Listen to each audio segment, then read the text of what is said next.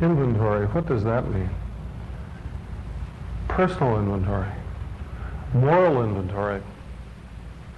Well, all of these concepts have to do with recovery.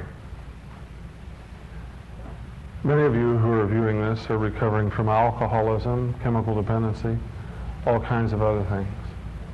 Alcoholics Anonymous has only been with us shortly over 50 years. And in those 50 years, in its wisdom, it has guided the membership to do certain things that are suggested by the early members, which they found not only relieved them of the bondage of alcohol, if you wanted, but gave them a new freedom in their life. And the turning point in that program, the point that separates the men from the boys, the women from the young ladies, seems to be 2 of the 12 steps, step 4 and step 5. With this time together, we want to explore step 4 and 5. For those of you who don't understand steps or find that a new idea, Alcoholics Anonymous and many of the wonderful programs that have borrowed the methods that they use, Al-Anon for families, Gamblers Anonymous, Overeaters Anonymous, Cocaine Anonymous, Emotions Anonymous, on and on and on. All of those programs are outlined in 12 statements that describe how a person grows and develops and lives through that program. Let me set the stage in this way by saying that step 4 reads this way. We took a searching and fearless moral inventory of ourselves. So that involves some reflection, involves some paperwork. Step 5, we admitted to God, to ourselves, and to another human being the exact nature of our wrong. So we take the material from step 4 and we do something about it. Just a little background about myself so that you know how and why I'm so interested in this. For 10 years I ran an alcohol and drug abuse program for the Roman Catholic Diocese of Phoenix. And this pamphlet describes many of the things that that program was about. Something that's not mentioned here became a very important part of that program. I'll speak to that in just a moment. Another thing that flowed from that program was this document, which is a manual or the policy of the diocese, the Roman Catholic Diocese of Phoenix, on alcoholism and chemical dependency. And what it really does is it goes on record saying that we recognize alcoholism as a disease, not as a moral problem, and that people who have that problem, priests in particular, because we started with the priests, and you know some priests drink. And you know some of the priests who drink become alcoholics. And I found myself working with this group. So we wanted to go on record first as helping that group. And I'm here to report that a great deal of help has come to them. But something that I was unaware of in the sense of being involved in that in my life was this work with 4th and 5th steps, because so many people came to me when I started that program. The job description was beautiful. The bishop said, you be anywhere, you do anything that helps alcoholism, recovery from it, and about every 6 months, tell me where you've been and what you've done. And one of the places where I went that I didn't think I was going to go was hearing a lot of 5th steps. I've heard hundreds, I'm sure more than 1,000. And I want to share with you, as a professional in the field of alcoholism, as a clergyman who has received the confidence and the trust of many people who have chosen to take their 5th step with me, some of the experience that was mine, some of the great privilege that I have had in my life of being in your life in that most special, private, wonderful way. Let's talk about step 4 for a while. Those of you that aren't familiar with step 1, 2, and 3, I'll fill that in just a moment. Step 4 says we took a searching and fearless moral inventory of ourselves. Now, how do we do that? Well, you can get some pamphlets, some booklets that tell you about inventory. I've collected over 35 different pamphlets or papers that help a person take their inventory. Hazelton, a large treatment center in Minnesota, has put out several versions of the fourth step inventory as they have used it, as they have found it helpful to people. So that's evolved and that's changed. Al-Anon, which is a recovery program for family members, Al-Anon family groups, publishes a wonderful little pamphlet called A Blueprint for Progress. But what I'd like to present with you in the time that I have right now is the classical way that we find in the book Alcoholics Anonymous that is suggested for those of you who qualify for these programs to take an inventory, and then I'll give you some reflections on a clergyman who has been the beneficiary or heard a lot of that. So let's just begin. Step 4 says we took a searching and fearless moral inventory of ourselves. So here's step 4. Let's not overlook any of the little words. Searching. What does that mean? That means to be thorough. If you're going to do this, have at it. Don't do it half-heartedly or a little bit at a time.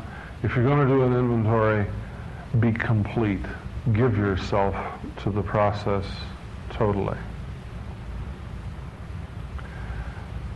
There are closed and open AA meetings. I've had the privilege of attending many open AA meetings. Open AA meetings are for anyone who's interested in attending. Closed are just for those of you who are recovering alcoholics. In one of those open AA meetings, I observed something that went like this. Apparently, there'd been a member of that group for a period of years, or a period of months rather, who went out and drank again. And the group had heard that he was drinking, and he kind of disappeared from the face of the earth for a couple of years. And then he came back, and when he came back, he was mad, and I happened to be there the night he came back. He said, "Boy, I'm upset with you guys. I did everything you told me, and I got drunk anyway." Well, that got their attention. They really started to listen. He said, "You know, you told me that when I was really upset and I felt that I had this terrible problem, but yet I didn't want to talk to anybody and I felt different, that was called a dry drunk." And I don't know what a dry drunk was, but I felt that way. And I remembered your advice. You said to call someone. So I had a member's name, and I called him, and there wasn't any answer. So I looked up Alcoholics Anonymous in the phone book, and I called them, and the line was busy. So I got drunk. Now let me finish that story in a moment. We're at the Franciscan Renewal Center in Paradise Valley. Just a couple of miles in this direction is Camelback Mountain, which is a beautiful, beautiful mountain. Let's pretend, let's fantasize. Let's suppose that on top of Camelback Mountain there is the last case of whiskey in the whole world. There's no alcohol anywhere in the world except it exists in that case on top of that mountain. Now, if you think about that for a moment, that makes that real valuable. In fact, it's probably so valuable that they have barbed wire around it, landmines, Marines, guard dogs. And what that means is if any of you would like to take a drink of alcohol, somehow you have to get into that case of whiskey that's on top of Camelback Mountain. Now, we have a large number of people here today, some of whom are alcoholics, recovering alcoholics.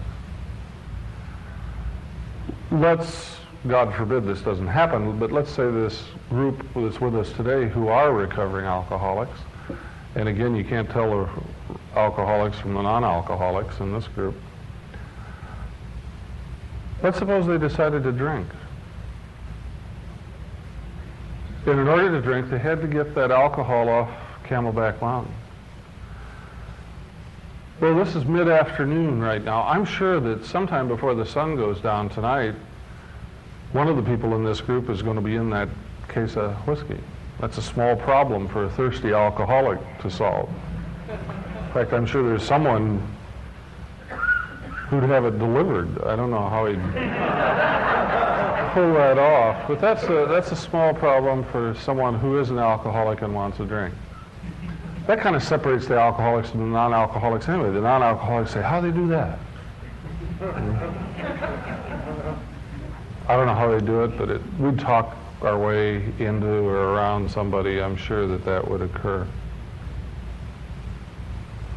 I told you a story about a man who went out and got drunk. and we fantasized about some whiskey on top of a mountain. You're probably wondering what I'm going to say next. What I'm going to say next is this. Those are the same stories. Because they have to do with energy and dedication on the one hand and lack of it in the other. You see, that friend of mine who had a drinking problem and went out and drank again thought he went to great heroic lengths to stay sober. Actually, all he did was attempt to make 2 phone calls.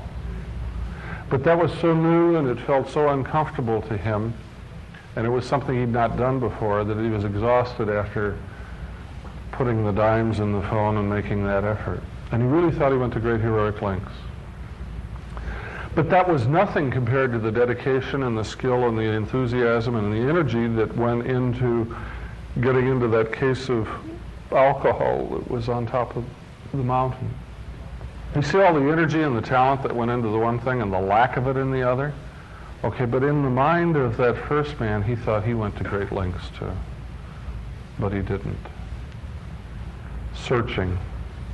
A searching and fearless moral inventory. If you're going to do this inventory, be as thorough, as complete, as searching as you can. Use all the cunning and skillfulness and giftedness and talent that you have, and use it in a positive way to take this moral inventory. Okay, so searching, that's the first word. Take a searching and fearless moral inventory of ourselves. How do you take this moral inventory? Well, be searching, we've covered that. Now how about the fearless part? Well, if you think of what an inventory is, it's taking a look at your life and realizing the major mistakes that you've made. Nobody's going to be too thrilled about that. Anybody that's lived much life at all is going to be afraid to do that. So how do you do a fearless one? Well, I looked at the Alcoholics Anonymous literature, and in their book, Alcoholics Anonymous, there's a good clue. It says, whenever you're afraid, ask immediately that the fear be removed. Now, don't take my word for it. Try that. Probably everyone that's listening to me right now is afraid of something.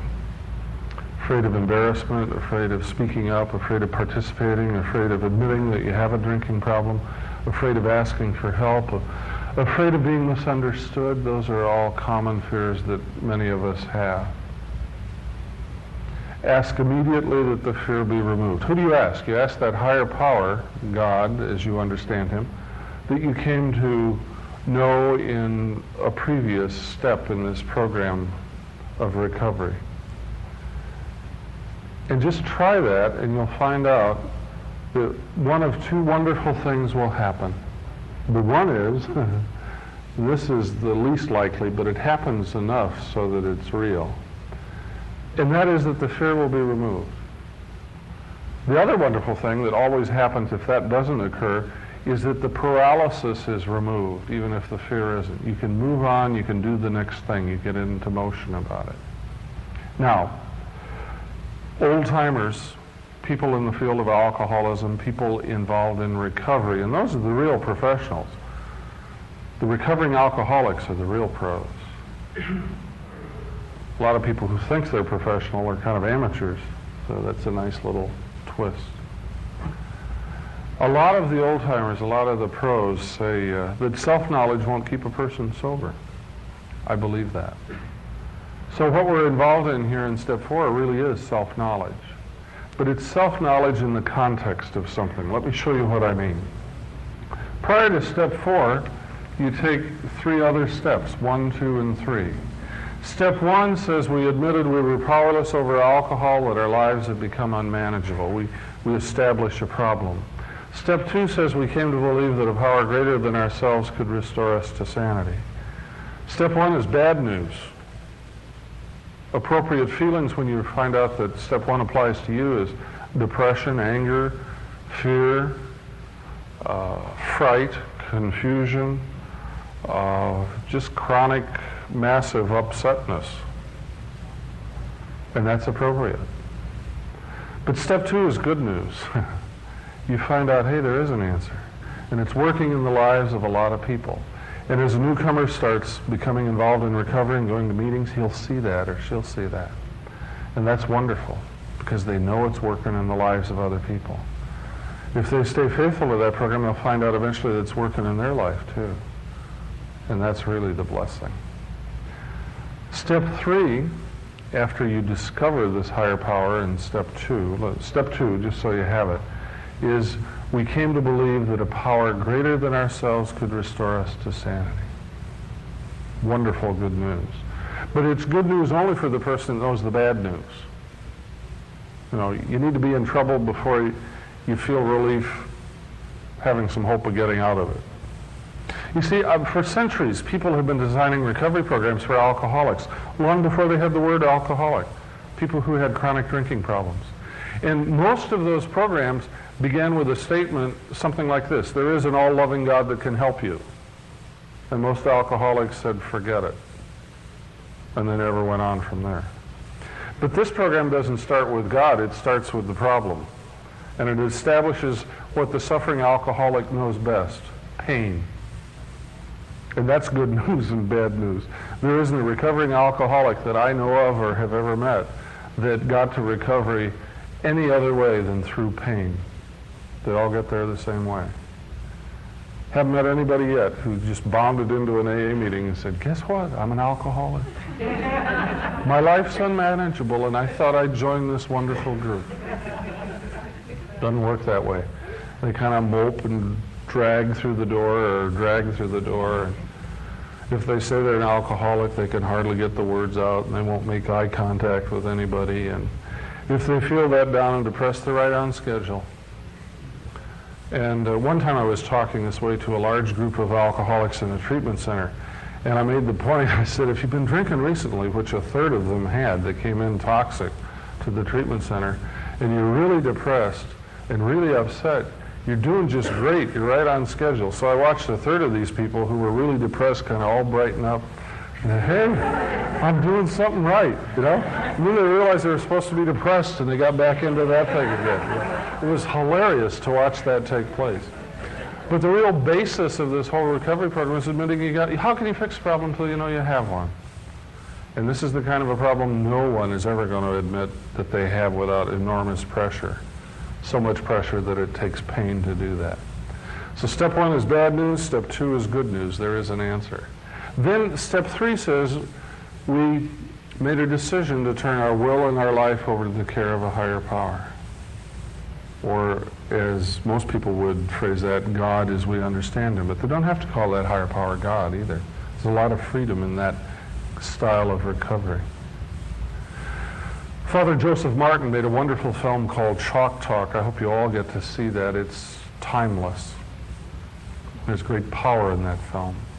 And he paraphrases those first 3 steps this way: I can't, he can, I think I'll let him.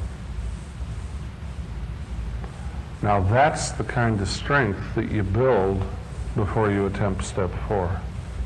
So we will assume that the person has collected that kind of energy and that kind of strength and experience, and now they're ready to do this searching and fearless moral inventory. Searching means to be thorough, to be complete. And I love the way they wrote these steps for alcoholics because they challenge any grandiosity the person has. Be searching, be fearless. You know, in one part of their literature they talk about if you want what we have and are willing to go to any length to get it. You know, the poor guy at that stage can hardly get out of bed, and they're asking him to go to any length. There's wonderful ways in which Alcoholics Anonymous seems to work backwards from conventional wisdom, but it works. You know, it really works. And nothing works like success. So as a professional in the alcoholism field, I can't recommend Alcoholics Anonymous enough. Can't recommend Al-Anon enough. But a word of caution. That doesn't mean reading the book, reading the literature. It means going to meetings. It means going to a lot of meetings, maybe a meeting a day for a month at least, and talking to people before and after and asking questions. Because it takes that long to begin to catch on to what's going on. And even for the person that doesn't catch on intellectually, they catch on emotionally because they see progress and they see growth and they see health and they see something they want in other people that are involved in that kind of a process. So it's an exciting thing. And as a clergyman, it's a really exciting thing because our success rate with these problems runs around 2 or 3%. So it's nice to watch something work where we have failed from our viewpoint. Searching and fearless, moral inventory. How do you take this moral inventory? Well, the literature suggests that you make 3 lists. I'll just draw 3 squares up here.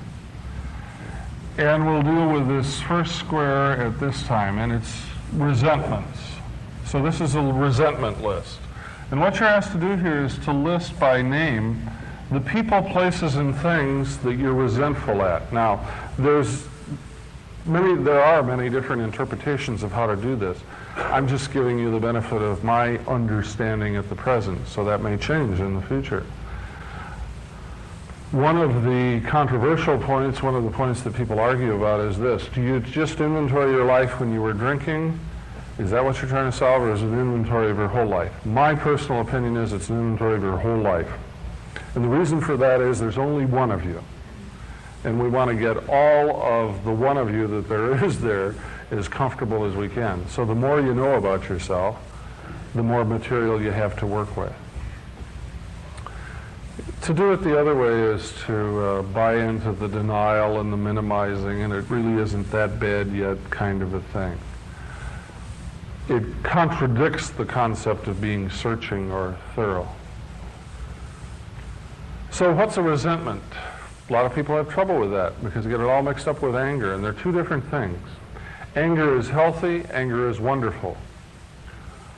If you drive the freeways in this country, I hope you get angry.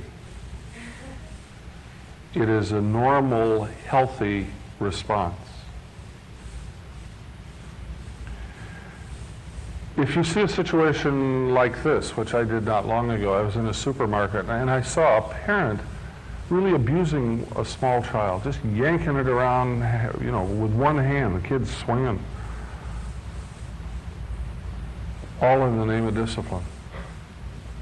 And I really wanted to go up and tell that parent what I thought, but it just seemed out of place. But I sure got angry and I sure got sad. And I hope you get angry and sad listening to that. Because kids don't get over a lot of those things.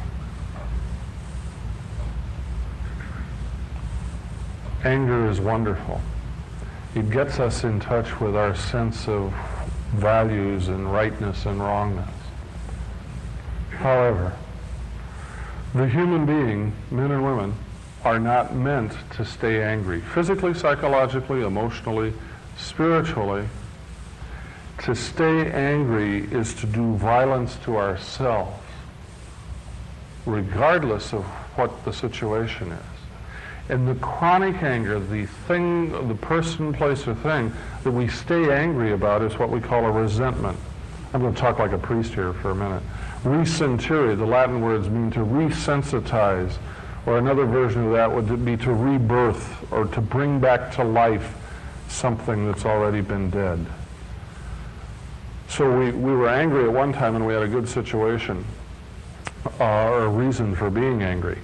Let's see. We have a nice fellow in the front row here who's paying attention. What's your first name? Joe. Joe. Let's suppose while I'm talking up here, I'm trying real hard to keep everybody's attention and to make this interesting. And Joe is in the front row, disinterested and kind of nodding out and falling asleep. And that really upsets me because I'm trying hard and there's old Joe nodding out right in front of everybody. So I decide to get even with him. And I talk in a nice soft voice and I start sneaking up on Joe.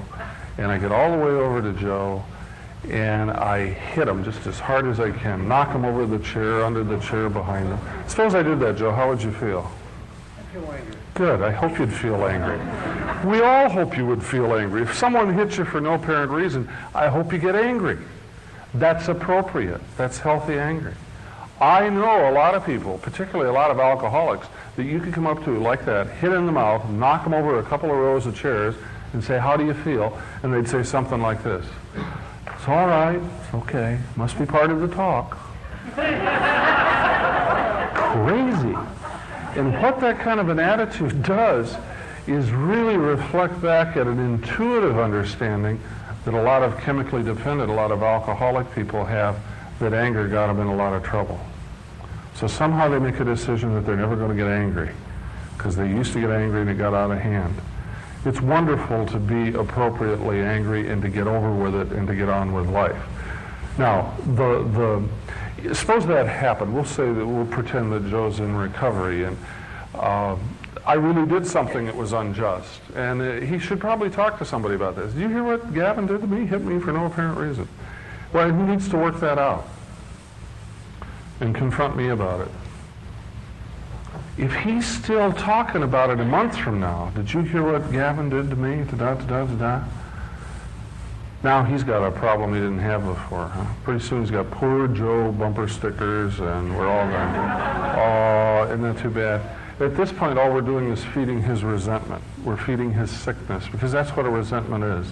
Chronic anger is self-induced sickness. Now, a lot of people don't know how to get rid of resentments. First of all, you got to recognize them. Find out you have them. A lot of people in early recovery say, gee, I'd do an inventory, but I've never had a resentment. You know, my God, where have they been? They don't really understand what it is yet. So, resentments. And you put on that list the people, places, and things that you're resentful at or ever were resentful at. A couple of names that belong on that list that you might not think of would be your own. A lot of us have enormous resentments against ourselves. Not long ago, I double booked myself. I was supposed to be in San Diego and in Phoenix at the same time, the same date. I spent a whole day trying to find someone I could blame that on. Couldn't find anybody except me. So I finally apologized to the one person and straightened it out, but I was still angry at me, and I was still angry at me a week later. That's stupid. That's a mistake. Because physically, psychologically, emotionally, spiritually, we're not meant to be angry on a consistent basis. It's like pouring battery acid. People will tell you physiologically that's what it's like. We just do harm to ourselves. And that brings up another thing. There's a so-called justified resentment. For example, Joe and myself here. I did something wrong. I hit him for no apparent reason. So Joe might take the line of reasoning that it's okay for me to have a resentment because I was right and he was wrong. Well, let me rephrase that. How does this sound? It's okay for me to beat up on myself because he did something that was wrong. Now that sounds bizarre. But you need to process it and take it apart enough so you see what it is before you know it's bizarre. Huh? Joe needs to be angry, but he needs to get over his anger. People, places, and things. There's a man that I know that if you mention a certain town, the town happens to be Buckeye, Arizona, he gets all upset, he gets red in the face and can't talk. Now, I don't know what happened at Buckeye, but if this guy did an inventory, I'm sure Buckeye would go on that inventory, you know, because it just triggers something with him. And we all have places like that. And a lot of them have to do with institutions. I should get a real emotional response if I just do some word association games and play with you and say things like church, police, bill collectors, IRS. That's stirring up a lot of things, jiggling a lot of things loose. So people, places, and things. Institutions like marriage, the court system, divorce. People, places, and things. And another thing that I need to point out here, you don't really want to be too logical about this. You want to be thorough, but it's real easy to do an inventory and to put something down and say, well, that doesn't make sense. That's silly. But if you were resentful for any length of time over it, it still goes down, whether it was silly or not. Huh?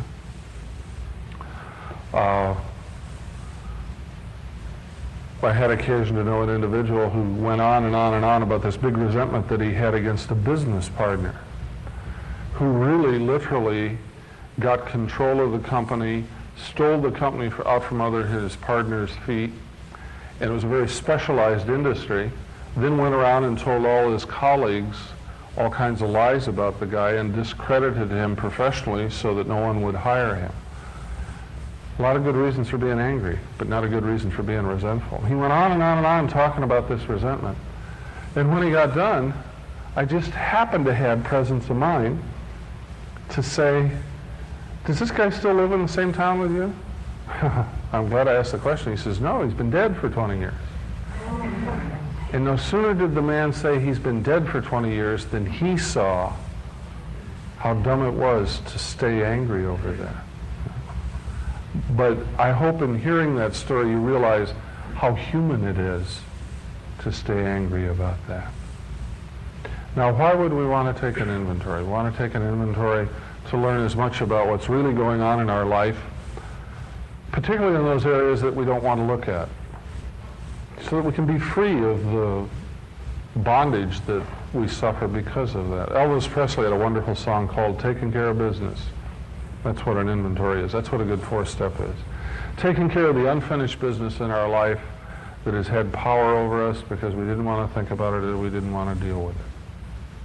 So, resentments, people, places, and things. Oh, another word that goes on most people's inventory list is God. Most people don't like to put that down. There are a lot of us, you see, you don't have to be involved in a 12-step program to take an inventory, and I was doing one day, and I wrote down God, and then I erased it. That's not nice. Most of what goes on in inventory isn't nice anyway. I'm mad at God a lot. I think he's slow. I just wish he'd hurry up. I see somebody hurting, and I wish he'd fix it. Doesn't sound very nice out loud, but I believe that, and I operate that way within my personal life. So whatever person, place, or thing you're resentful at or ever have been resentful about goes on that list, goes on that paper.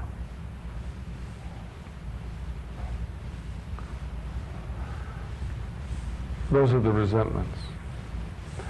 And opposite the people, places, and things on that list, you go back and you kind of briefly describe what it is. I'm resentful at Gavin because he stood me up. He made an appointment with me and didn't show up. Then in the third column you put in how it affects you. It affects my sanity, my pride, my self-esteem, my sex relations, whatever it happens to be. You can put any word you want in there. So you kind of have three columns for this. Person, place, and thing here. A brief little description. This isn't a whole lot of analysis about what happened. I'm mad at so-and-so because he cut me off in traffic. I'm mad at this person because he said he'd pay me so much for this job and he only paid me half. And that affects my pride or whatever it is. That's how you do that. Now let's move on to the second large list, which is fears. And this one is fun because it goes so fast. You list the things that you're afraid of. And what most people are afraid of are things like this: of being misunderstood, of being left out, of not being part of being laughed at, afraid of sharing what's really going on inside. Now here's a place where I can share some of my experience with you. I've heard hundreds of fifth steps. You know, I've never once heard anybody say, I am afraid of nuclear attack. And if you got a brain in your head, we all ought to be scared to death of that. But that doesn't have immediacy. It's not real close to us on an emotional level. I've heard a lot of women say, I'm afraid of mice or bugs or creepy crawly things. I've heard a lot of men say that too, who were honest enough to do a thorough inventory. A lot of men don't get along very well with mice and bugs either. If you're afraid of it, it goes on that inventory. You may be, I had a friend who one night found himself reading a magazine by a flashlight at 4 o'clock in the morning. It's a bizarre thought anyway. But when he explained it, it made sense. He said there was a power failure as he was going to go to sleep, and he kept tossing and turning because he was used to going to sleep with a light on and the radio playing. And because it was dark, he didn't know how to go to sleep. And he wanted to get tired enough to fall asleep, so he's reading this book with a flashlight when he suddenly realized walking around the house at 4 in the morning with a flashlight reading a novel is deviant behavior. Kind of strange. And then what became painfully aware to him was the fact that he was afraid of the dark. Here he is, a middle-aged man, didn't know he was afraid of the dark, but he found it out. So that goes on your fear list. I'm afraid of the dark, whatever it happens to be. And then opposite those fears, and again, don't try to rate them or prioritize them. Just put them down, whatever you're afraid of. Ask yourself why you might have them and what you could do about that. Now that sounds a little strange to some people that are not familiar with the program, but it's actually in the AA literature to do it that way. So I like to pass that along.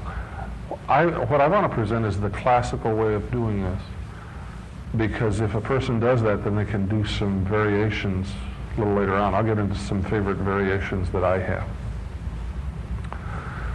So, resentments, fear, and the third list.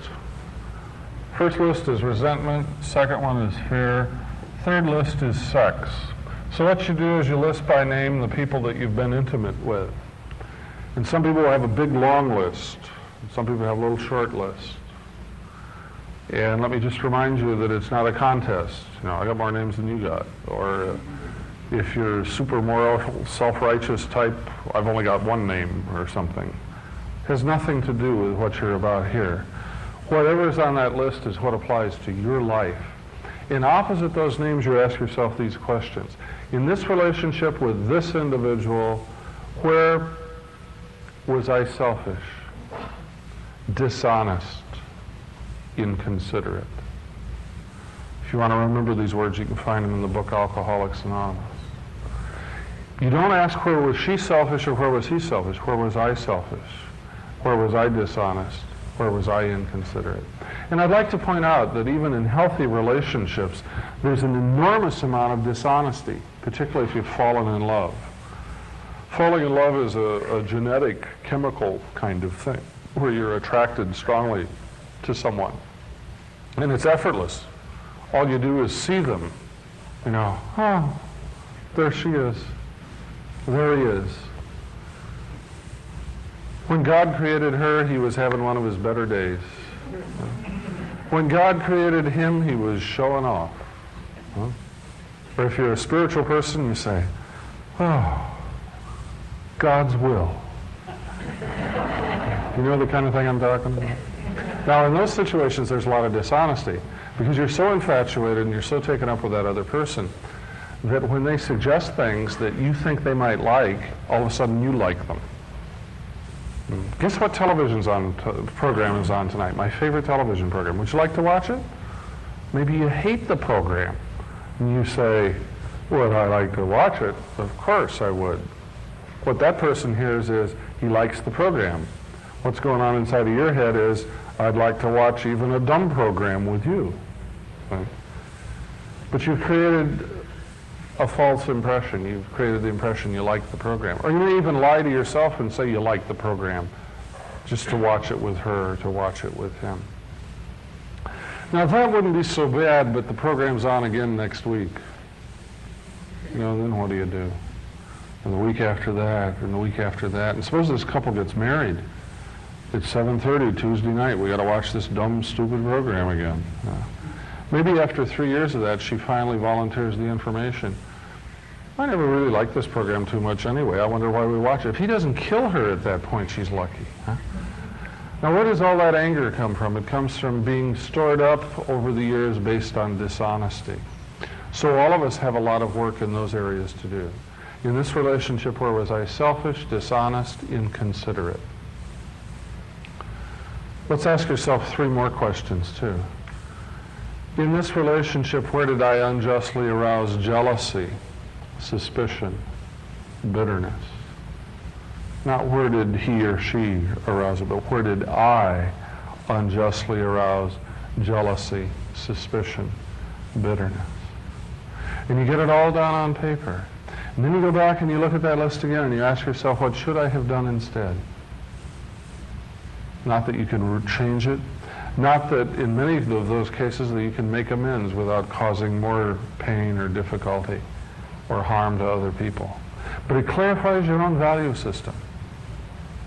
You see, if I don't know you, and you sit down and you want to impress me, you might tell me where you work, who you know, where you went to school. You might even tell me your IQ, your bank balance, what your hobbies are, what your favorite color is, what political party you belong to. You can tell me all those things. Or if I want to get to know you, I may try to find out those kinds of things about you. What your favorite color is. Suppose you tell me all of those things. Now, I know a lot about you. Okay, let's suppose instead of doing that, you tell me the kinds of things that you stay chronically angry about, the kind of things that you are afraid of in your life, and the kinds of mistakes that you make in personal relationships. And if you just tell me those three things, you've now told me more about yourself than that other way or any other way that I know. And this step 5 that you're preparing for is to say out loud to someone the exact nature of your wrongs. And you know why you're doing that? You're doing it so you get to hear it. You get to hear it yourself and have access into that kind of information. Because if you write it down and you say it out loud in front of someone else and God, it has a new reality and a new meaning, and it impacts you in a very special way. Now, as a result of these 3 lists, resentments, fears, and sex, you come up with a list of character defects, mistakes that you make in your life. The kinds of areas where you have problems, where you let yourself down, where you needlessly hurt others or yourself. Then you're going to carry that over into step 5. So why do you take an inventory? You take an inventory to be free of the pretending that goes on around all of those issues. Because if you want to recover and stay sober, you want to have all of you as comfortable as possible. So let's move on to step 5. I'll say a few things about that.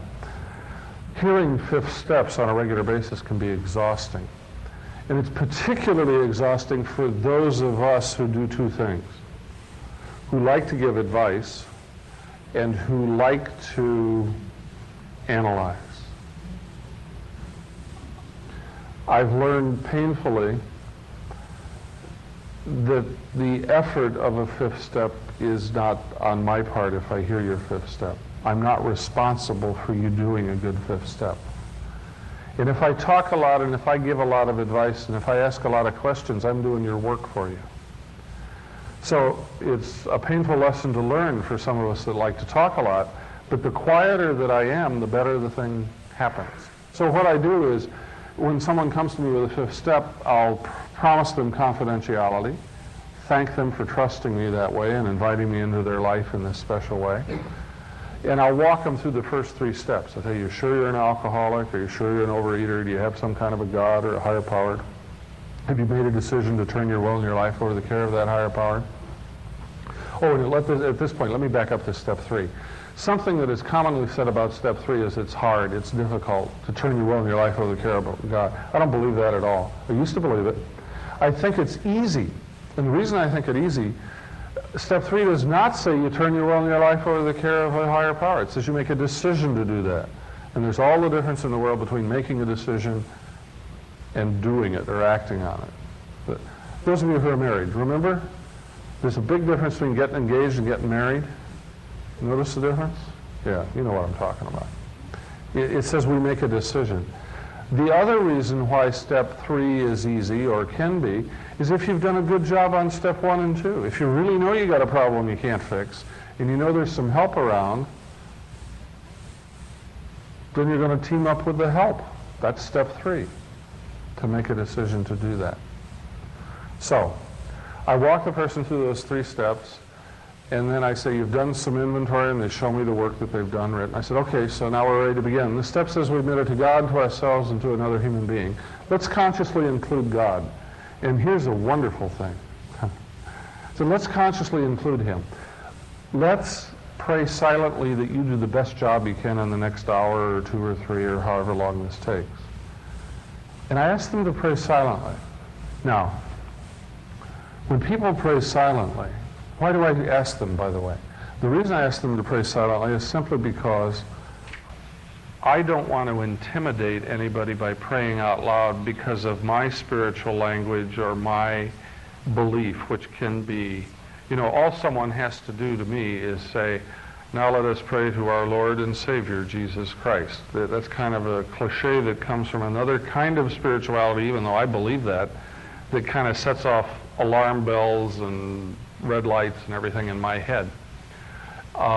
I don't want to intimidate anybody to believe in God or trigger any old tapes that might be harmful. I want them to pray to God as they understand Him without me complicating the issue. So that's why I ask them to do it silently. And I pray with them. When most people pray silently, you know what they do? They close their eyes. And everybody ever asked to do this, and nobody ever knew I was going to do it ahead of time, closes their eyes. And I think the validity of doing this at this time is proven this way. The problem with two people who are praying silently with their eyes closed is nobody knows when the other one's done. See?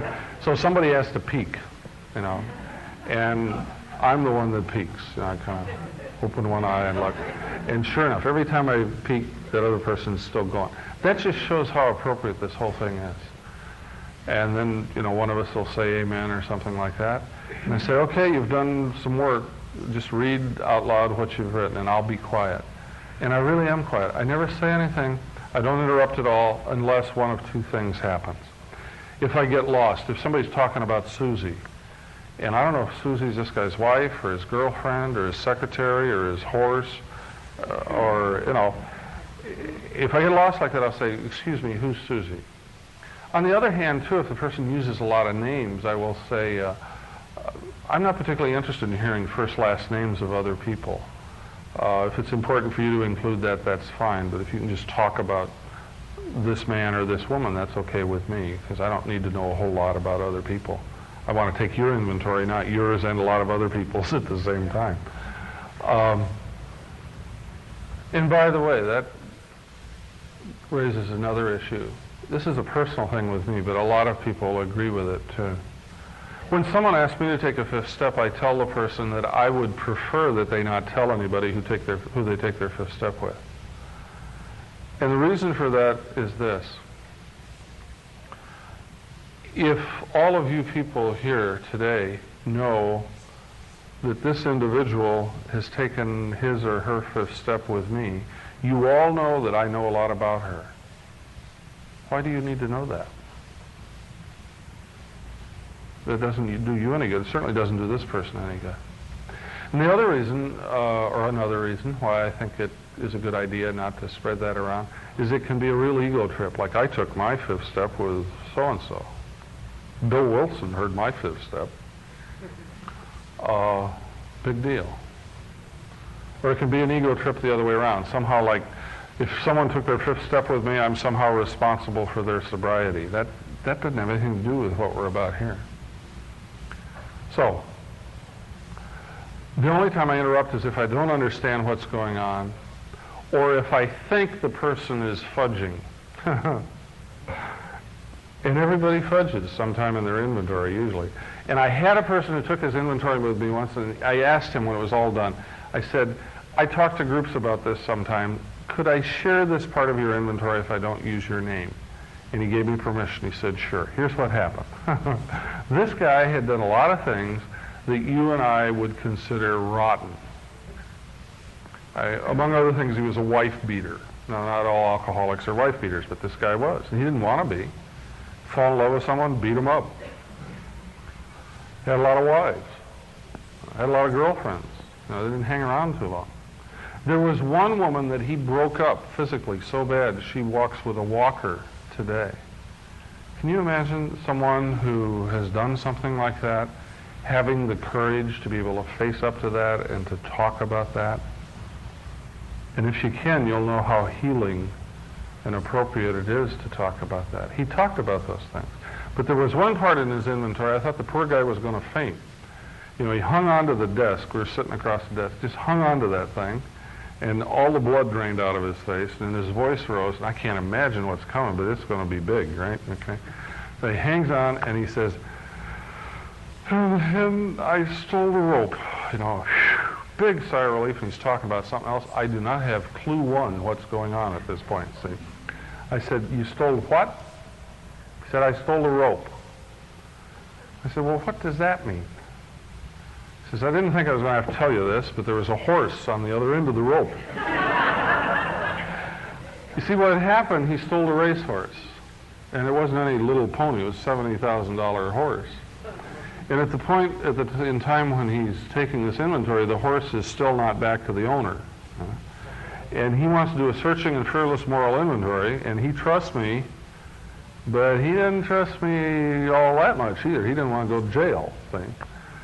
So what he does, since he knows it needs to be included in his inventory, he just kind of tosses this little rope in and then tippy-toes onto the next thing in hopes that that counts. Okay, and he started laughing at this point, just like some of you are doing. And he said, I'm glad you asked me that. You know, if I hadn't told you that, I probably got drunk. Happy ending to the story, too. He found a way to get the horse back without it costing any money. And, well, you know, it cost him a couple $1,000s, I guess. But people didn't find out who stole the horse, and they were happy to get it back. And that was the end of that story. Well, not really, because we cross paths once or twice a year. Every time he sees me, if nobody's listening, he says, thanks for asking about the rope. Now, when you do an inventory, even when you try to be searching and fearless, there's probably a rope in there someplace. There's something you pretty up and call by some other name and hope that that counts. Now, I don't know what's on the other end of your rope, but you do. And whatever it is, call it by its right name. Call it by its right name and be free of it. Those are the only times that I interrupt. When I get lost or when I think the person is being somehow deceptive. If a person has a real hard time getting started, I'll ask this question. I'll say, what's the worst thing you ever did? Now, I caution you against asking that question if you're not ready to keep quiet when you hear the answer, because some of the things that you hear are silly. You ask someone what's the worst thing they ever did, maybe one of these wife beaters, and they say something like that, I stole cookies out of my grandmother's cookie jar. And you say, what's that got to do on a scale of 1 to 10 with anything? Well, when he stole the cookies, that was the worst thing he could have ever done, and he's not been able to deal with Grandma since then. See, and the emotional power connected with that incident makes it the most important. A lot of times, if you do ask that question to get a person going, once they get that out of the way, they can talk about anything. A lot of times it has to do with early adolescent sexuality problems or issues, and everybody has problems in that area because it's just too big and mysterious to understand or to get right. Someone who gave me permission to talk about it was talking, I think he said he was around 11.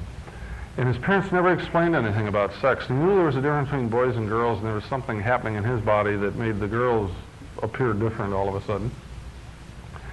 And he heard people talk about it, but indirectly, and he was going nuts because they all knew what they were talking about, and he didn't. So one day he was visiting his relatives, and his aunt was asleep on the couch. So while she was asleep, he went over and picked up her dress and looked. And that's the worst thing he ever did. And he said, you know, I've never been able to talk to her. I've never been able to look her in the eye since then. You can see what a relief it is to say that kind of a thing out loud and to be free of it.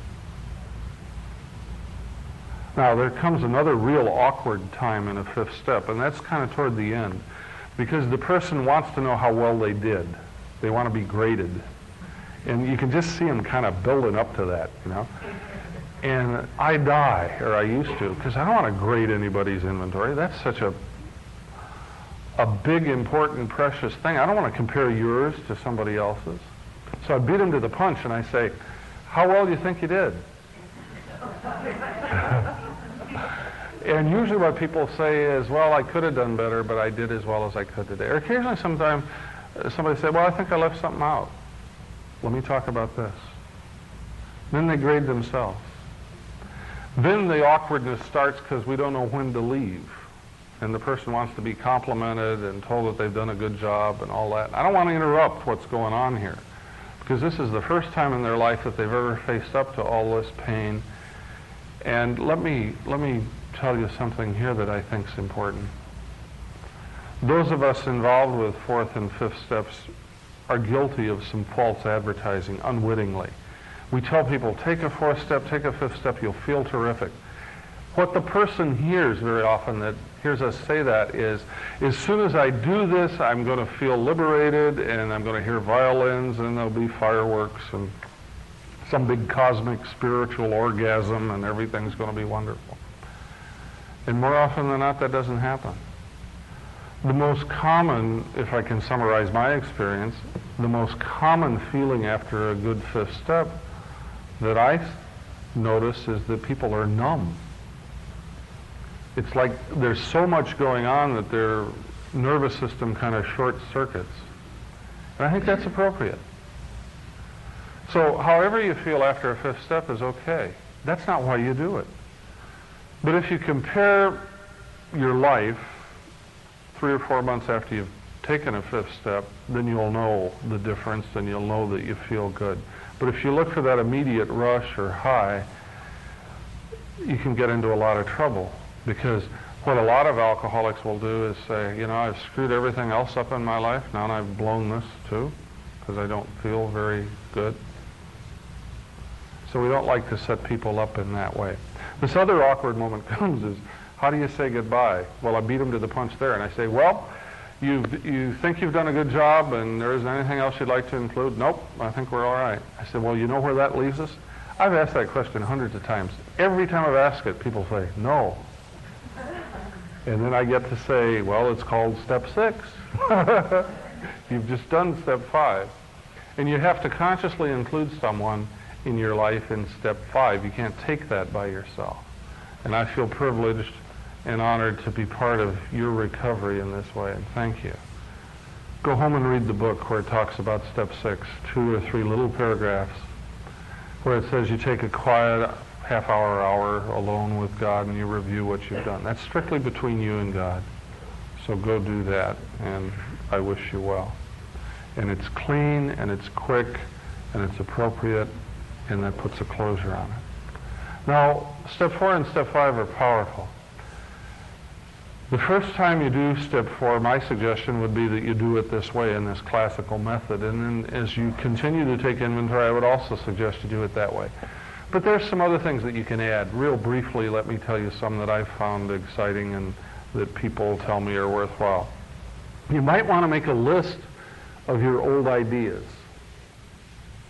And old ideas or principles that you've operated on that never worked or don't work anymore. You might find out what those are. Maybe an old idea would be you can't trust men. Or maybe an old idea is all women are weird. Maybe you've operated on those principles all your life, and you found out, hey, that isn't true. I just met an exception the other day. Get rid of the old idea. Another really revealing inventory item would be to inventory your excuses. What are the ways that you have of getting out of things? What do you do to avoid or procrastinate or to put off what it is that you should be doing? That's very revealing also. Another exciting inventory thing would be to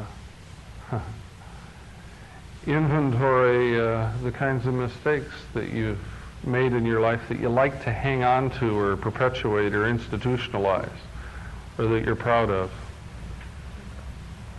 I know it sounds kind of kooky, but a lot of people are, and it's nice for them to get in touch with it. So it opens up a whole brand new world for you. Step 10 says we continue to take inventory, and my prayer is that you do that also. You take an inventory to be comfortable and to move on. You don't stop at step 5. From there on, you get into action, and you do things with the results of the knowledge that is gained in step 4 and 5. So if you've had the patience to be with me for this hour, I know that you're interested enough to take an inventory or to retake one or to continue. And my prayer is that you be open-minded and searching and fearless and also joyful, because that comes from telling the truth. People who argue with the truth get sick. People who continue to argue with the truth stay sick.